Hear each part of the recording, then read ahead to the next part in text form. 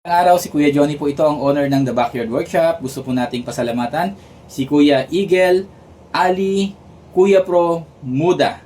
Siya po ay naging interim president ng club ng Cebu South Eagles Club for Eagle Year 2014. At si Kuya Ali Muda ay friend po natin sa Facebook. Maraming salamat po Kuya Ali sa pag-order po nito sa The Backyard Workshop. Thank you so much po Kuya Ali. At kung naghahanap po kayo mga kuya ng ganito, pwede po kayo magpagawa dito sa amin. PM lamang po kayo sa aming page o kaya po sa akin mismo.